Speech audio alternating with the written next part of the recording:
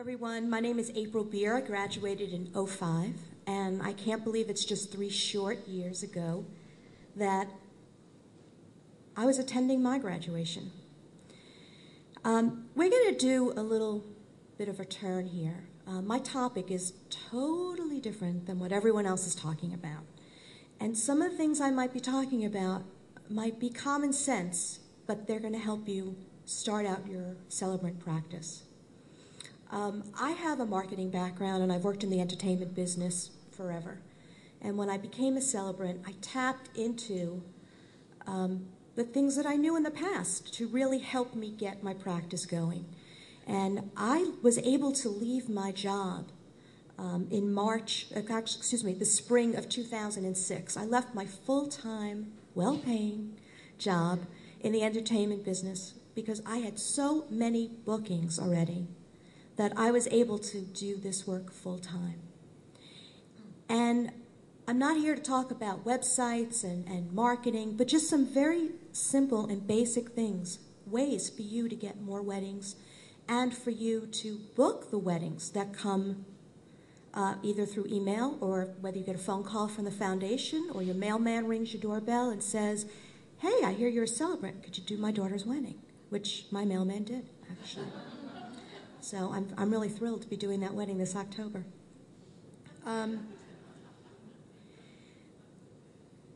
Whether you start to advertise or whether you rely on referrals from the foundation, this is something that is very, very important. If you get an email or a phone call, return it immediately.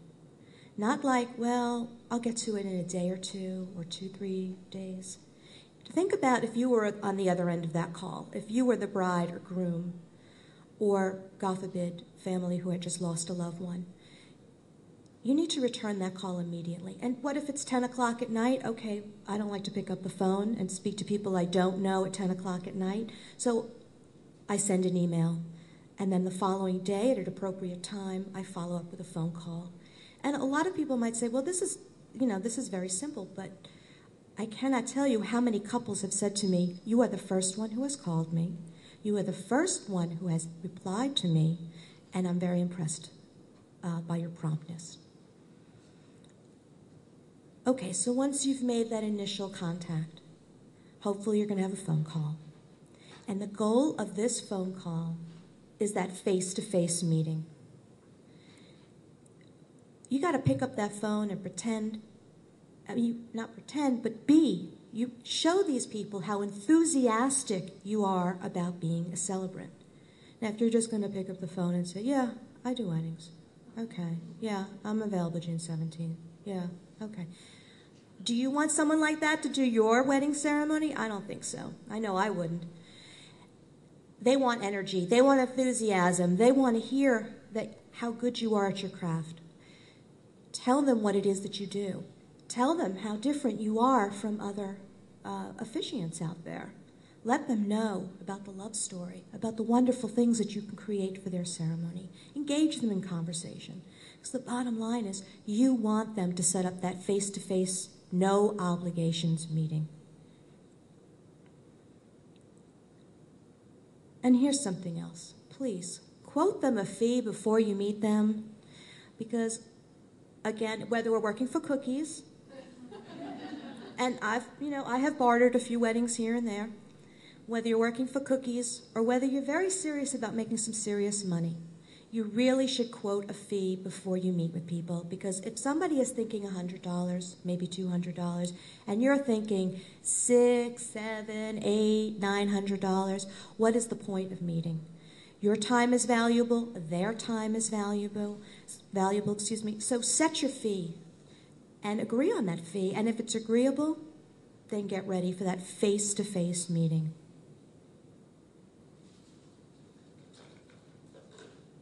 And this is my goal, getting to my office. My office is the Starbucks in Livingston. When I say to my husband, "I'm going to my office," he says, "Bring me home a latte." Hopefully I'm coming home with a check, a signed contract, a latte, and a cookie. Oh, but seriously, I meet all my couples at the Starbucks in Livingston.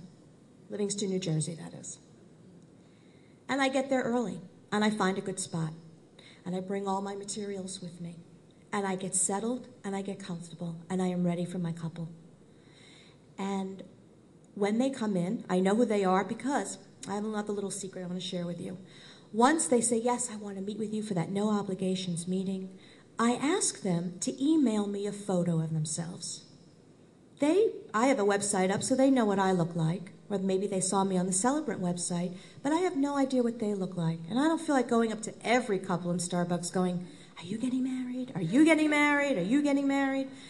So this way, I have an idea what they look like. And by them sending me the photo, they have a vested interest in me as well. We're already making a connection. So I see them coming. I get up. I get up from my chair and I greet them. And I greet them with a nice handshake. I welcome them into my office. And I ask them if they'd like anything to eat or drink. And if they do, I go up and I get them a coffee or a croissant, whatever they would like. If they came to my home, I'd feed them. So, I have to say 9 times out of 10, it's the groom will say, no, don't worry, I've got it. But I try to be courteous and extend myself and buy them a coffee if that's what they would like. Now, when you get where I live, actually, in New Jersey, it's very, very casual. I meet couples, they roll out of bed to come and meet me. They're in sweats. I dust my furniture with with better things than some of these people wear, okay? But just because they show up that way does not mean that I, as a celebrant, am going to show up that way, all right? I might not dress like this every day. I might show up in jeans, but if I do, I show up with a cool jacket. I show up full hair, makeup, no, not dirty hair with pulled back in a ponytail. I put the lipstick on, I put the eyeliner on, and I go. I accessorize, and I go. You are representing who you're going to be on their wedding day. And they don't want to see a girl in her sweatpants, running around town doing errands with dirty hair. It's just... So I think it's very important that you dress appropriately for the occasion. And of course, during your meeting, like Dave's meeting with Kim, find out about the couple, talk to them, listen to their story. Of course, you want to tell them all the great things that you can do for them, but you're also there to listen about their love, to listen about their journey. And, if they really feel this true connection with you, they couldn't even begin to think of anyone else being their celebrant but you. And they might not sign on the dotted line that minute. They might not write out the check that minute. But my experience is if I don't get it right then and there, I get it within a week. I get the email that says, we would love for you to be our celebrant. We felt such a great connection with you. And when I get those emails, I'm like, yeah. Not because I scored another wedding, but hey, I connected with another couple, and isn't this great? And I really liked them as well, and I'm really looking forward to working with them. And that's what it's about. It's not just a numbers game, and I've met some couples who I didn't really connect with, and if I didn't get the wedding, that was okay too. The ones, you could really feel it, and you get the weddings you're supposed to get. You get the ceremonies you're supposed to get. My instructor, Moya, taught me that, and I truly, truly believe it. You get the ones you're supposed to get. Okay, so you've booked this wedding, and it's the day of the wedding. And you go, you get there early, obviously, and the first thing I do is I introduce myself to all the vendors. You've got your music people setting up, you've got your photographer milling around, you've got the catering manager, you've got the maitre d'. Let's just say that this is not taking place in a canoe. And in New Jersey, they usually take place in catering halls or in lovely hotels like this. The canoe thing is, I don't get too many of those. A couple of parks here and there and a couple of trees, but I don't get too many canoes. Yeah. And it is amazing when you walk in and you introduce yourself to these other vendors, and they're like, "Hey, how are you?" And you strike up a conversation with them. You let them know what you're going to be doing, where everyone's going to be standing, what kind of rituals are you doing. Talk to your music people. Give them some cue sheets. Make it as easy for them as possible. The photographer, talk to them about everything that you're going to be doing that day. You make it easy for them, they're going to love you. Not only are they going to love your ceremony, but they're going to love you. And if they do like you and they enjoyed working with you, they're going to ask you for your cards and bring plenty of them with you. I have been very fortunate to have been put on a number of different websites for photographers, for music people. A number of catering halls and hotels are also have me on like a preferred vendor list. You get a wedding here, you get a wedding there, but it's a wonderful feeling to know that these people trust you and really enjoyed your ceremony and working with you, that they would like to do that again and that they recommend it to their clients. I also keep cards in my little pockets of my book, because as I'm walking out, guests are constantly coming up to you and saying, "Oh my God, who are you? Are you like a friend of theirs from college?" Or, do you, right? Everyone thinks you like lived with them for the last few years, You know them so intimately. And I explain to them who I am and that I've created this beautiful, warm, custom ceremony just for this couple. And it is amazing how many people will ask me for my card. And a couple of really very fabulous things have happened for me. In 2006, I did a Jewish Catholic ceremony. Before we even screamed out Mazel Tov as the groom stepped on the glass, this woman jumps up from the audience. Is like, "I need your card. I need your card. My son is getting married." The bride and groom pretty much didn't even make it down the aisle, and she's already asking me for a card. Well, I have to tell you something. She belongs to the Sisterhood in Clifton, New Jersey, and the Sisterhood is a group from a temple, a Jewish temple. I have since done 4 other weddings from this sisterhood. I am now call April. You've got an interfaith Jewish Catholic, Jewish something going on, call April.